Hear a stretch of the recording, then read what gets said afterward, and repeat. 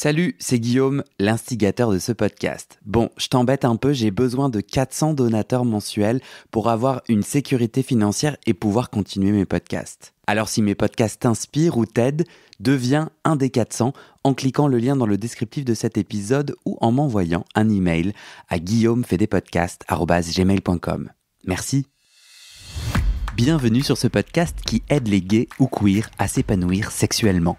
Moi, c'est Guillaume, votre hôte. Je suis gay, j'ai 36 ans et avec ce podcast, je suis enfin sur mon chemin d'épanouissement. Ce podcast, c'est mon guide pour apprendre et me débloquer. J'ai envie de réconcilier santé et plaisir et sortir les sexualités homosexuelles du non-dit. Je vous propose 2 types d'épisodes. Les épisodes témoignages.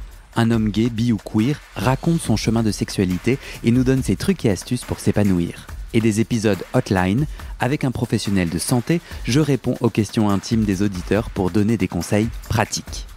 Allez, place à l'épisode, bonne écoute. Vous écoutez la 2e partie de ce témoignage. Pour la première partie, c'est l'épisode précédent. Le chemsex exploratoire, oui. Il t'a duré un temps. À quel moment donné t'es passé à la phase 2 ? Et comment s'appelle ce deuxième chemsex ? Je dirais chemsex destructeur, qui était vraiment pendant la pandémie. Où là tu te retrouves quoi, seul chez toi ? Ouais, et encore, tu vois, ça allait... À Amsterdam, ça allait, on n'était pas confinés. J'avais un appart sur le canal où chaque jour je sortais. Enfin, vous n'avez pas eu de confinement à Amsterdam ? Non. J'allais prendre un café avec mes voisins sur le canal chaque midi. Tous les restos et les cafés avaient des... Tu pouvais pas aller à l'intérieur, mais ils avaient des sortes de petits étals. Ouais. En gros, où tu prenais ton truc en take-away. Donc il faisait super beau. Donc c'était quand même un luxe par rapport à ce qui se passait au reste de l'Europe. Mais le problème qu'il y a eu, c'est... déjà, la situation anxiogène de fait. Ouais. De fait. Et ensuite... ce qui reste, en gros, tout était annulé, donc ce qui restait, c'était mon taf. Taf que je n'aimais pas du tout. Et donc moi, ça m'a fait paniquer parce que ça a joué sur ce sentiment d'être enfermé, complètement dans un taf que je n'aimais pas, être enfermé aussi dans un avenir qui n'existait pas, puisqu'on ne savait pas ce qui allait se passer. Et là, ça a été vraiment... échappatoire mais destructeur. C'est-à-dire que je faisais du chemsex et des gens qui ne me plaisaient pas. Donc là, l'estime de soi, elle était vraiment très, très basse. C'est-à-dire, dans la première partie de ton rapport avec le chemsex, tu avais plus que des relations sous drogue ? Ou parfois tu faisais du sexe... Non, j'ai eu aussi des relations monogames entre-temps, c'est-à-dire que c'était... Oui, c'était diffus. C'était diffus. Et t'avais aussi du sexe sans drogue. T'arrivais à jouir et à être excité sans drogue. Ouais. Et après là, ça shift. C'est intéressant parce qu'au final, souvent, c'est la vie qui soudainement change le jeu de cartes qu'on a et qui nous met dans des situations de plus grande vulnérabilité. Et là, à ce moment-là, ça veut dire quoi ? Je fais du chemsex avec des gens que j'aime pas. C'est-à-dire, tu prends des drogues et tu cherches des gens que tu apprécies pas, enfin que tu trouves physiquement pas intéressants. Moi, ça a toujours été, ça n'a jamais été prendre des drogues pour faire du sexe, dans le sens, ça a toujours été sortir, danser en club quelque part, et ensuite finir chez quelqu'un ou avec plusieurs personnes, en gros.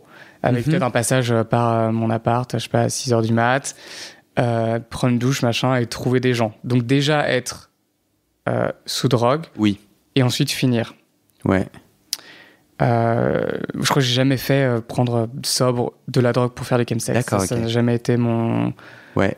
Parce que dans mon cas, là, ça voudrait dire que j'ai franchi une étape et ça me déprimerait trop. Enfin, c'est un peu bizarre de dire ça, mais... Ça, pour le coup, ça me faisait peur. Ouais. Et donc, ça a toujours été sortir, puis Grindr. Et du coup, puis Grindr, à ce moment-là d'autodestruction, qu'est-ce qui se passe ? C'est-à-dire que tu dis oui à des gens que tu trouves physiquement pas beaux ? Ouais. Il se passe quoi dans ton cerveau à ce moment-là ? Pas grand-chose. Parce qu'en fait, comme je suis déjà sous drogue de la fête en gros précédente, j'ai plus de filtre pour me dire oui ou pour dire non. Et en fait, je m'en fiche parce que je pense que c'était en pleine période de sorte de dépression et je voulais juste un peu oublier la période dans laquelle j'étais. Et donc, c'est pas des gens qui me répulsent totalement, mais c'est pas non plus des gens que je vais trouver très attractifs. Donc, c'est plus le côté rechercher de la connexion là où il faudrait pas. Parce qu'en fait, c'est des connexions qui sont induites par des produits, donc c'est fake. Et c'est le... Et je crois que je t'en avais parlé pour le pré-entretien, mais moi, j'avais vraiment cette image-là du parfum du livre de Suskind, où à la fin, spoiler, il meurt bouffé par la foule, parce qu'il a créé un parfum qui sent tellement bon que les gens veulent son parfum, mais lui et son âme. Et j'ai l'impression d'être là et dévoré et de m'en foutre parce que pas d'estime de moi, de soi, à cette époque, je pense. Dans les pratiques, c'est les mêmes, c'est-à-dire tu suces, t'es sucé. C'est tout, ouais. Tu suces, t'es sucé, tu pénètres, t'es pénétré. Ouais. Il y a pas eu de changement de pratique lié à BDSM. Non, oui, ça aurait pu être le côté un peu douleur, mais non, il y a pas eu non, c'était plus sur le chemsex en tant que tel, qui est la pratique destructrice. C'était pas lié à de la douleur, pas du tout lié à moi m'infliger de la douleur, ça j'aime. En quoi c'est destructeur pour toi d'avoir un rapport sexuel avec quelqu'un avec qui il n'y aura pas de futur, avec qui il y a une connexion très profonde? Ah, bah alors là, c'est différent, parce que pas de futur, c'est différent de quelqu'un que tu aimes ou que tu n'aimes pas. Alors j'ai mal compris, du coup, t'as des rapports sexuels, quand c'est autodestructeur, t'as des rapports sexuels avec des gens qui te répulsent que j'aime pas, mais que j'aime, vers lesquels je vais pas être attiré. Que je vais pas choisir. Ouais. Ok. C'est ça le... Et dans ce cas-là, t'es juste un objet sexuel. Ouais. C'était ça, je pense, c'est pas le problème, mais ça se traduisait comme ça. La violence du chemsex se traduisait comme ça. C'est pas le côté pas de futur, plan sans lendemain, ça, j'ai pas de problème avec. Si c'est fun, le sexe pour le sexe. Je préfère avec une connexion. Ouais. Mais je peux trouver ça très hot de pas avoir d'avoir cette connexion physique de sexe pour le sexe, mais pas une connexion mentale, sapiosexuelle. Et je peux apprécier les deux. Mais là, en fait, il n'y avait pas ça. Il n'y avait pas. Tout. Non, il y avait juste... Et en plus, tu les trouvais pas beaux. Tu peux me raconter une fois en particulier? Une fois en particulier. Ce qui est assez difficile parce que j'ai réalisé que ma mémoire était très floue quand il s'agissait de repenser à des sessions chemsex que je n'avais pas vraiment appréciées. C'est-à-dire qu'il y a des sessions de chemsex, je veux dire, positives, fun, après une soirée, avec des gens que j'aime bien, des sortes d'amis ou de plans cul que je connais, avec qui j'ai une connexion, on va dire, mentale, etc. On s'entend bien. Et ça, je vais m'en rappeler. Mais tu te rappelles pas des mauvaises? Mais des mauvaises où c'était vraiment juste flou, tunnel, on oublie. Puisque c'était pour oublier mon présent. T'as aucun souvenir d'un homme moche? C'est quoi moche pour toi? Bah, pour moi, moche, c'est qu'il ne m'attire pas. Tout simplement. Parce que je vais pas lui trouver de charme, je vais pas avoir envie de l'embrasser, je vais pas juste une phéromone et juste attraction physique. C'est dur d'expliquer. Tu sais juste si la personne te plaît ou te plaît pas. Et c'est aussi de voir, un peu de la destruction dans le fait de voir que l'autre personne va être très à fond sur moi en mode consommation et de mon côté il y aura rien. Tu arrivais à jouir ou à avoir un orgasme ou à passer quel moment alors? C'est vraiment, je pense, à juste un moment d'oubli. C'est ça qui est assez triste. C'était une sorte de... tunnel d'oubli. Je pense, de fait, j'ai apprécié certains rapports parce que c'était induit par les drogues. Donc de fait, il y a quand même du plaisir. Il y a quand même du plaisir, mais c'est un plaisir froid, un plaisir triste, un plaisir assez seul. Et je pouvais jouir, je pouvais apprécier, mais dès le lendemain, je regrettais. Là, c'était un chemsex lié à beaucoup de regrets, de pourquoi j'ai fait ça, les mecs me plaisaient même pas, sentiment de solitude exacerbé, parce que même pas de connexion initiale. C'est-à-dire que si aujourd'hui je fais du chemsex avec des gens qui me plaisent, je vais peut-être avoir des regrets en termes de je vais être fatigué, je vais avoir du mal à m'en remettre, ça va pas me servir dans la vie que je veux avoir. Mais au moins je me raccrocherai à un plaisir plus fun, à une connexion avec la personne. Alors que là, à l'époque, 2020, c'était pas fun, quoi. C'était pas fun, c'était vraiment pour oublier. Tu t'en sors comment? Ou en tout cas, il y a un déclic qui te fait passer à la troisième...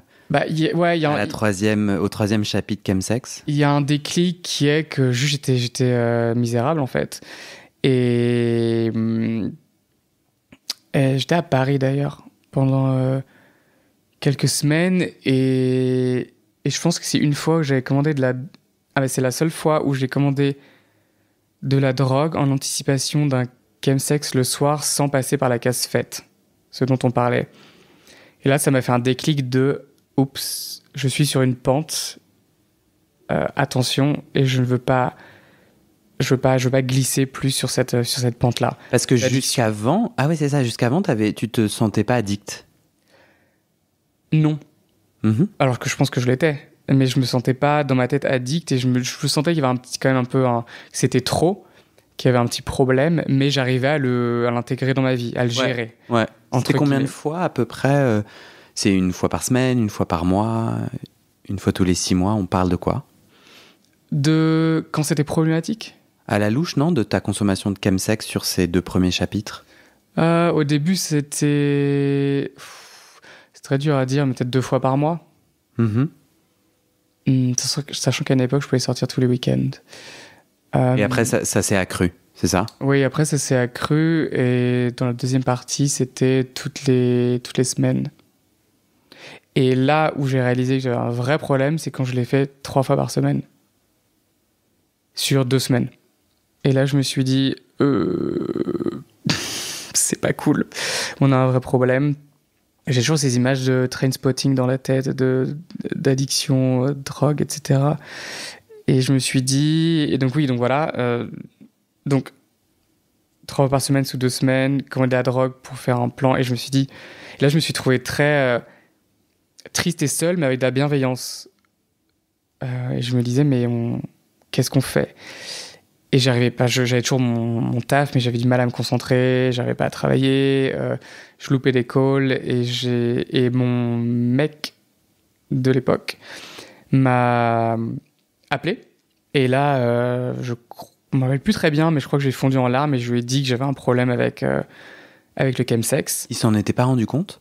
On en avait parlé un petit peu, mais non, j'arrivais à cacher le vrai problème. On était en relation libre. Et, vous habitiez ensemble? Non. Parce que plusieurs fois par semaine... Mais c'était quand j'étais à Paris, ça, sur 2 semaines. Vous habitiez... Ah oui, d'accord, ouais. J'étais à Amsterdam, pardon, à l'époque. Mais même, tu vois, tu disais c'était assez fréquent ton usage du chemsex. Donc le lendemain, t'allais redescendre. Lui-même était dans la fête et lui-même prenait des drogues? Oui. Ouais. Mais... Et puis t'exprimais pas de détresse? Non, c'est ça. Tu faisais on en parlait un petit peu et il savait que je le faisais, mais c'était pas... C'était intégré, c'était géré, sauf qu'en fait, je cachais la détresse. Et donc, quand je lui ai dit, il a très bien réagi. Et... Ah non, mais attends, mais en fait, tu vois, je me rappelle même pas bien de l'histoire, parce qu'il y a eu cet épisode, mais avant ça, j'ai moi-même fait la démarche de contacter comment t'appelles ça, une sorte de... Thérapeute? Ouais, institution spécialisée dans les addictions à Amsterdam, qui allait me prendre en charge. Et une fois qu'on m'avait dit « vous allez être pris en charge », quand j'allais revenir en septembre, c'est là où j'ai dit à mon ex Ouais. que ça allait pas. Donc je l'ai quand même fait moi, enfin d'abord pour moi-même dans cette démarche, et ensuite je lui ai dit. Et ensuite on a parlé et j'ai direct fait comment on appelle ça, un sevrage. Donc t'arrêtes du jour au lendemain. Ouais, pendant un mois pour préparer la thérapie et plus de soutien. Et je commençais un peu à m'ouvrir aussi à mes potes, mais pas trop non plus, parce qu'il y avait beaucoup de honte liée à ce comportement à cette époque. Parce que tes potes sont pas en soirée avec toi à prendre des drogues. Non, mais c'est ça qui est drôle, c'est que surtout là-bas, moi, mes bons potes font pas de drogue. À Amsterdam. Ou très peu. Ou alors ils vont sortir avec moi, faire la fête, mais ils vont jamais aller au-delà et faire du chemsex. Donc ils savent que ça existe, mais c'était pas non plus un grand sujet. J'ai pas du tout un groupe de potes teufs chemsexeurs avec qui je sors, parce que ça a été je pense que j'ai toujours mis en compartimenté, etc., mis en retrait. Et du coup, ça fait combien de temps, parce que là on est dans ce chapitre encore aujourd'hui, oui, du thérapeutique, c'est-à-dire le moment où tu dis ok, je me lance. C'était il y a combien de temps que tu contactes l'institut spécialisé dans les addictions? 3 ans. Pardon? 3 ans. C'était il y a 3 ans. Et encore aujourd'hui, tu y es ou pas? Non. C'était une période pendant 6 mois, je dirais, et qui m'a aidé à réduire, qui m'a aidé à comprendre mon approche au chemsex.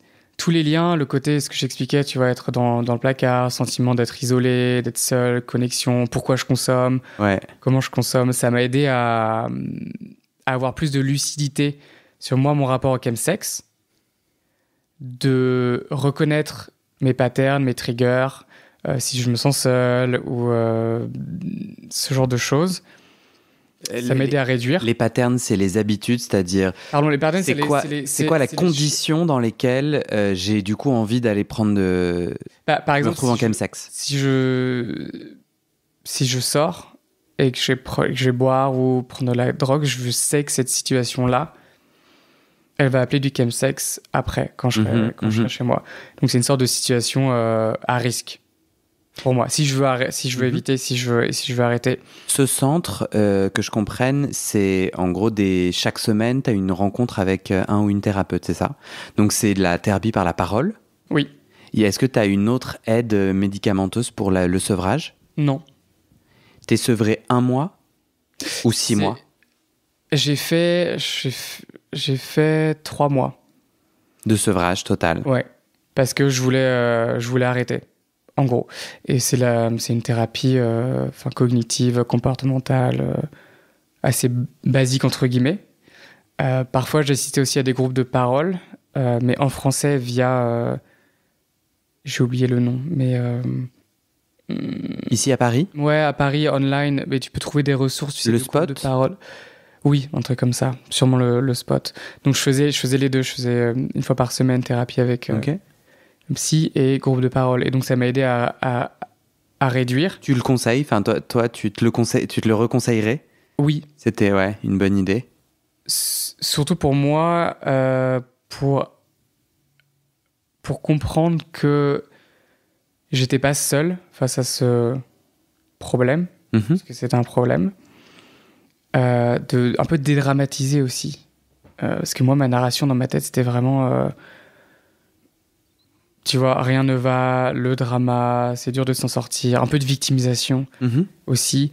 Et j'ai compris que mes traumas, ma peine, mes problèmes, c'était pas spécial, c'est assez commun aussi à d'autres personnes. Ça permettait aussi de mettre des mots, d'en parler, et donc de le rendre très juste commun, en fait. Un sujet comme un autre, et donc de reprendre le pouvoir sur ce truc qui était un peu disproportionné. Ça m'a permis de faire ça. Tu as dit, pendant 3 mois, tu t'es sevré. Quel a été le déclic pour refaire du chemsex? Je pense que ça a été via la fête. Parce que pendant ces 3 mois, en fait, j'avais un peu tout jeté à la poubelle, c'est-à-dire les situations à risque, comme faire la fête, prendre des verres, etc. Et ça me manquait. Donc je suis un peu retourné là-dedans en me disant c'est pas grave si j'en refais, du moins j'ai plus confiance en moi, si je peux réduire, c'est déjà bien. Ouais. Parce que j'étais arrivé dans cette thérapie en me disant je veux réduire. Pas je veux complètement arrêter. Parce qu'en fait, ce qui est important, c'est, comme tu disais, c'est ta narration et c'est tes intentions. Qu'est-ce que tu veux en faire ? Qu'est-ce que tu veux ? Est-ce que tu veux complètement arrêter ? Est-ce que tu veux juste réduire ? Qu'est-ce que tu veux en faire dans ta vie ? Et pour moi, c'était important d'arrêter pendant 3 mois pour après réduire et contrôler. Parce que j'avais un peu cette illusion de contrôle et je me disais ah tiens, ce serait peut-être pas mal, tu vois, si j'en fais un tous les 3 mois. Toujours très, très image fixée. Très contrôlé. De temps à autre, je choisis une bonne soirée tous les 3 mois et ensuite j'en fais avec telle personne, ce sera bien. Mais c'est une image en fait, c'est plus qu'une intention, c'est un cadre très flexible qui marche, pas flexible du coup, qui marche très peu parce que j'ai l'impression que plus ton cadre est inflexible, plus ton subconscient, quand je dis tu c'est moi, veut exploser ce cadre-là.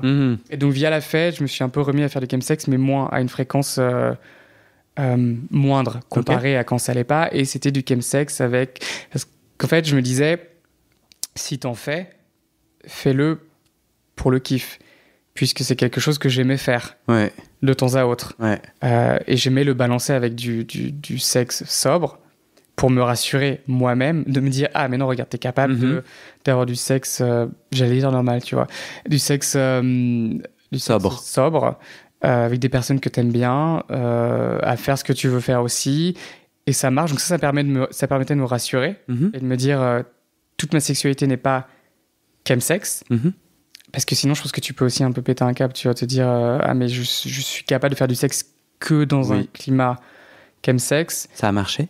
Ça marchait, et du coup j'en faisais ça, et quand je faisais du chemsex, c'était avec des personnes que j'aimais bien, avec qui j'aimais bien parler, avec qui j'aimais bien faire du sexe, et donc c'était plus valorisant pour moi-même. Et donc ça, c'était un peu, c'est là où j'en suis aujourd'hui. C'est-à-dire que si je fais du chemsex, je vais essayer de le faire dans des conditions qui, moi, me vont. Le seul truc, c'est que ça reste du chemsex, ça reste des drogues, et pour moi, ça reste dangereux parce que ça joue sur mon terreau un peu dépressif. C'est dur de s'en remettre, physiquement, et c'est très facile de retomber dans une fréquence, dans une cadence élevée. Puisque, comme c'est des produits addictifs, moi, ça me... j'ai ce côté addictif où mon corps, mon cerveau, mon subconscient en redemande. Donc, j'essaie de pas trop me voiler la face en me disant que le contrôle que je pense avoir, en fait, il est un peu illusoire. Et là, j'aimerais bien rentrer dans une période où j'arrête complètement pendant 1 an. Dans l'idée. Encore ce cadre-là. Mais même si c'était mieux, c'est pas satisfaisant pour moi parce que ça reste trop. Là, même si c'était mieux de contrôler sa consommation. Oui, même si là, le chemsex que je fais est mieux, on va dire. C'est-à-dire que moins de conséquences négatives et plus de positifs. Ça te va pas? Non, ça me va pas non plus. Pourquoi, à ton avis? Oui, pardon, pourquoi? Non, parce que c'est dur de s'en remettre, en fait, déjà, genre physiquement. Physiquement, ça me saoule parce que j'aimerais bien juste prendre soin de mon corps un peu plus. Tu vois, je joue beaucoup au tennis, je fais un peu de muscu et je suis sur une très bonne pente de m'améliorer, de voir que mon corps est fort, etc. Et dès que je fais de prendre des drogues, parce que le sujet est plus général que chemsex, pour moi, là, en ce moment, c'est prendre des drogues, c'est-à-dire une teuf, etc. Ça me fatigue, je mets quelques jours à m'en remettre, et j'ai l'impression que ça efface les progrès que je fais dans ma vie. En fait, je suis en une sorte de carrefour ou de fourche où j'ai plus besoin de ce chemsex. En fait, c'est un truc que je ressens en moi, que j'en ai plus besoin pour explorer, pour en mécanisme de, comment on dit, coping mécanisme de survie, pour survivre en fait. Et j'ai accès à tout ça moi-même, sobre. T'en es où sexuellement? Tu sais, le chemsex t'a beaucoup permis de sortir de ta timidité, de sortir de la honte. De la honte surtout, ouais. Ou de la charge mentale d'être actif. Donc t'en es où aujourd'hui, sobre, dans ta sexualité? Pourquoi tu te marres? Non, j'ai vu le prénom de ma sœur ici, c'est pour ça. Ah. J'ai pas vu la côte. Tu fais référence à mon mug dans lequel tu bois de l'eau. Et c'est un mug offert par ma cousine, où en fait, sur le mug, il y a les covers de mes podcasts. C'était mon cadeau de Noël. Ah oui, parce que je me souviens que je reconnaissais Ouais. ça. Et du coup, je ne t'ai pas écouté. T'inquiète. Si tu peux reposer ta question. T'en es où sexuellement aujourd'hui? Le chemsex t'aidait à lever tout un tas de barrières. Aujourd'hui, sobre. De 0 à 100, tu te sens sexuellement en kiff, épanoui? À combien? Alors, je prends un temps de réflexion. Je pense que je dirais 70 avec pente ascendante. Pourquoi? Parce que parce que ça va de mieux en mieux. Je sais ce que j'aime, j'en ai moins honte. De pratique ou surtout j'écoute de plus en plus mes désirs. Parce qu'en fait, non, j'allais dire je sais ce que j'aime. Oui, mais c'est quand même assez fermé. C'est-à-dire que ce que je voulais vraiment communiquer, c'est que j'écoute de plus en plus mes désirs, et quand j'ai envie de sexe, et d'y aller et de demander. C'est-à-dire, par exemple, j'ai failli faire du sexe dans un train pour aller à Berlin. J'adore. Ouais. Et parce que je parlais à un gars son pseudo c'était dans le train, il était mignon, et là je me suis dit oh là là, sexe dans les toilettes, train, go. Enfin, c'est un truc qui m'excitait à cet instant T. Et ensuite je me suis dit ah mais non, je sais pas, je me suis un peu braqué, je me suis pas autorisé. Et c'était pourquoi? Je viens de m'auto parce que mon premier psy, c'est ce qu'il me disait tout le temps. Il me disait tout le temps monsieur. Ah, mais non, c'est mon nom de famille. Merde. T'es bipré. Merci. Il me disait François, autorisez-vous. Et ça, c'était le grand mantra de je ne m'autorisais pas. Et donc là, dans ce train, je me suis tout de suite pas autorisé. Je me suis autorisé la fantaisie, ensuite je me suis désautorisé. Qu'est-ce que ton cerveau te disait? Un peu de stress, stress lié à l'espace public, peut-être un peu toujours une mini honte d'avoir ce désir si fort, ardent et qui déborde. Et d'y aller complètement à 300%. Le doute, toujours aussi douter de qui je suis, de mes désirs. Et ensuite, je me suis... je me suis rapidement dit non, vas-y, parle-lui. Et ensuite, on s'est vu entre les wagons. Ouais. Et donc, on a commencé un petit peu à parler, etc. Et là, je me suis rendu compte que il était mignon, mais il me plaisait pas assez pour le faire là tout de suite dans la toilette. J'avais plus envie, mais j'étais content d'être autorisé l'idée de le faire. Et on s'est quand même embrassé entre les wagons. Et ensuite, je suis reparti m'asseoir. Et j'étais content. Ça satisfait. Ça m'a satisfait, par exemple. Ça, tu vois. Ouais, c'est ça. Je vois tout à fait ce que tu veux dire. Et d'ailleurs, j'observe que moi, que ça me parle intimement, et que du coup, aujourd'hui, j'ai un copain. On est en relation ouverte, et j'observe que j'aime la relation ouverte parce que avec des inconnus, je m'autorise un lâcher prise à la rencontre de ce désir ardent qui déborde beaucoup plus facilement qu'avec mon copain. Et je sens qu'il y a, avec mon copain, qui du coup me connaît intimement de plus en plus, je saurais pas mettre des mots sur le blocage. Peut-être que j'ai l'impression que un inconnu, ça va m'exciter parce que je peux, comme je disais tout à l'heure, le faire disparaître. Comme si ça n'avait pas existé. Je disais ça par rapport à Grindr, où hop, je peux bloquer un compte et toute la conversation a disparu. Et il y a quand même un truc, ça me parle beaucoup ce que tu dis, de ce défi à être vu avec ton désir ardent, et qui est quand même lié aussi à ce qu'on disait sur Grindr, en mode, tu vois, assumer d'avoir un profil qui dit je veux. Et j'irai même un peu plus loin. Je juge Moi, quand je vois sur Grindr un mec qui dit je te suce dans le bus, c'est pas vrai, je voulais juste faire cette rime. Mais tu vois, genre je te suce maintenant, eh ben j'ai du jugement dans ma tête. Je me dis, tu vois, je le verbalise pas et tout, mais j'ai un automatisme. Alors qu'en fait, moi j'adorais, je pense parfois. Oui, c'est ça en fait. Genre viens me sucer maintenant. Mais alors qu'en fait, c'est juste que c'est verbalisé. Emoji robot. C'est quelque chose que tu peux. Toujours un peu de mystère, tu vois. Ah, emoji robot, pourquoi je suis un robot. Mais ça.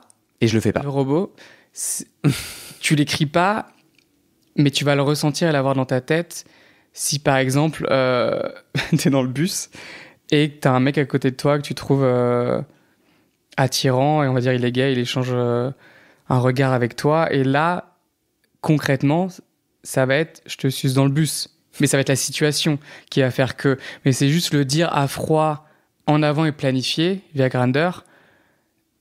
C'est aussi un peu, tu vois, différent. Ça le crie, puisque ça l'écrit, tu vois, donc ça te le crie. Et donc, t'es là, oh, ok, mec. Ouais, c'est plus jugement, quoi. Ouais. Alors qu'en fait, c'est la même chose que toi, ouais, tu peux ressentir et faire dans ta vie. Sauf que c'est beaucoup mieux, parce que moi, de plus en plus, Grindr, c'est.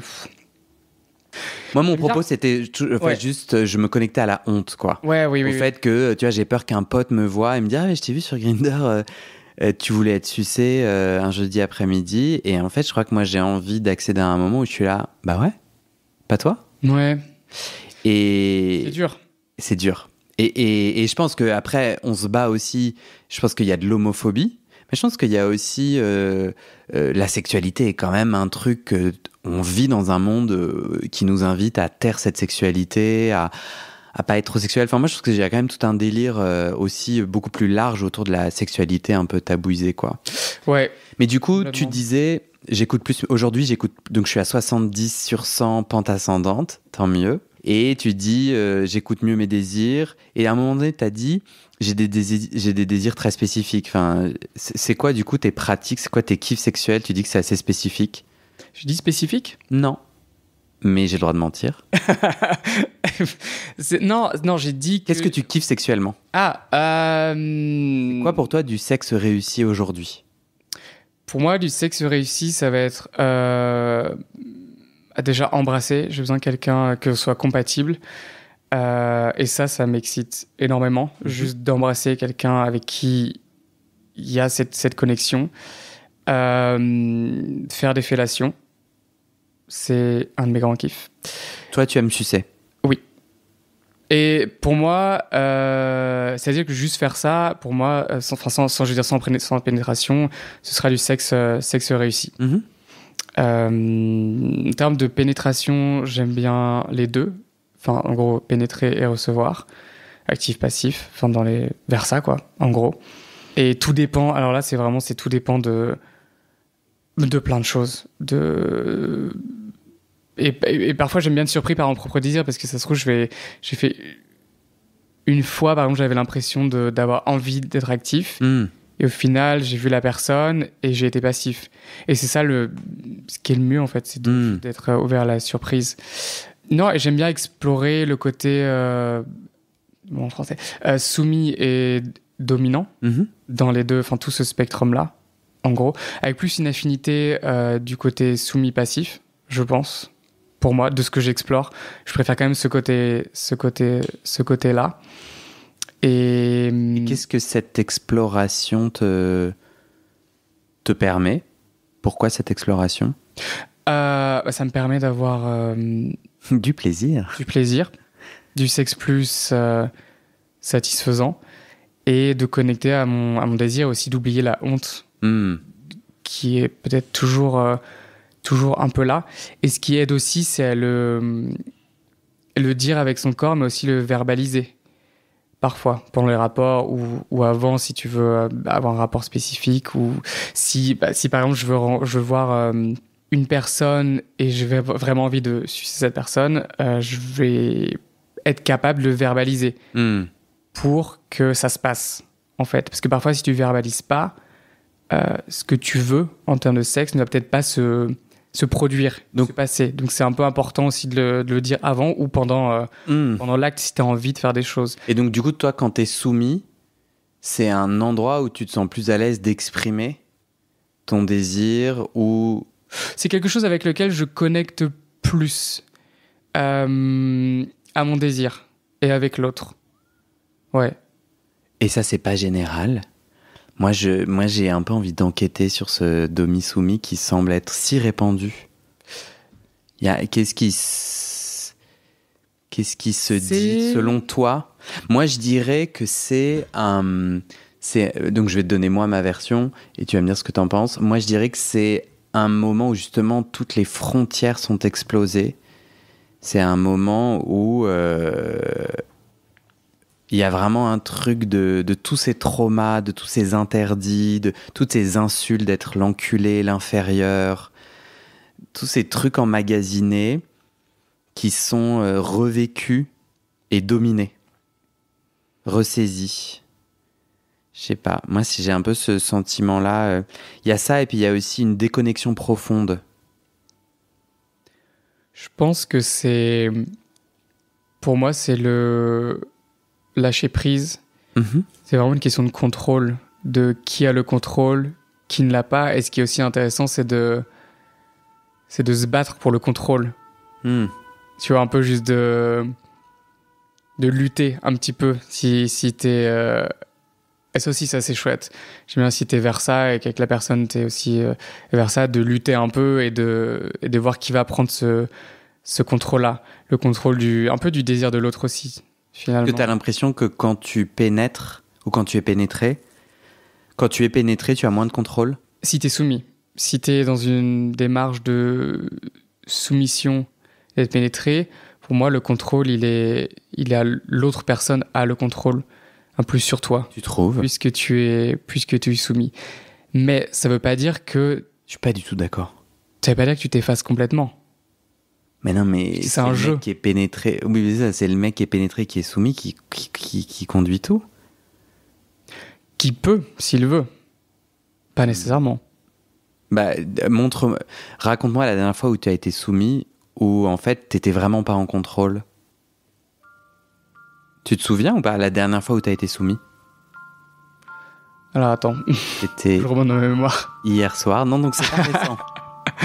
Non mais Si, ok, oui, ouais c'est bon, j'en ai un.